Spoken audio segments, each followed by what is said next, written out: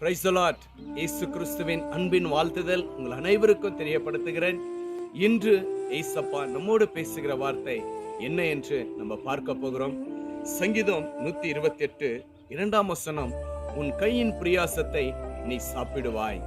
ஆம் பிரியமானவர்களே, என் வாழ்க்கையில என் குடும்பத்துல என் கையின் பிரியாசத்தை என்னால சாப்பிட முடியல.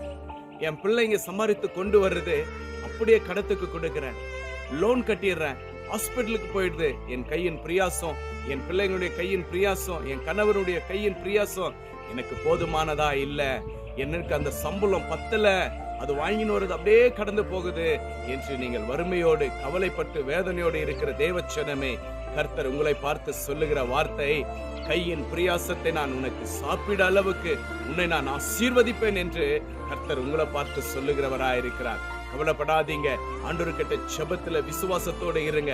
கர்த்தர் உங்களுடைய வாழ்க்கையில இருக்கிற எல்லா கசப்புகளும் ஆண்டவர் நீக்கி உங்களுடைய கையின் பிரியாசத்தை இன்னும் ஆசீர்வாதமாய் ஆண்டவர் மாற்றி உங்களுடைய சம்பளத்துல இன்னும் ஆசீர்வாதமான சம்பளத்தை உயர்த்த ஏசப்பா உதவி செய்ய வல்லவராயிருக்கிறார். நன்மையும் பாக்கியம் உங்களை தொடர செய்ய இயேசு உங்களை நேசிக்கிறவராயிருக்கிறார். விசுவாசிங்க தேவச்சனமே, கர்த்தர் உன்னுடைய கையின் பிரியாசத்தை ஆசீர்வதிக்க அவர் பாத்திரராயிருக்கிறார். இதை நீங்கள் விசுவாசத்தோடு கர்த்தரிடத்துல ஜெபிங்க. கர்த்தர் உங்களுடைய கையின் பிரியாசத்தை ஆசீர்வதித்து உங்களை உயர்த்த பாத்திரராயிருக்கிறார். கர்த்தர் உங்களை ஆசீர்வதிப்பாராக. நன்மையும் கிருபையும் உங்களை தொடரும்.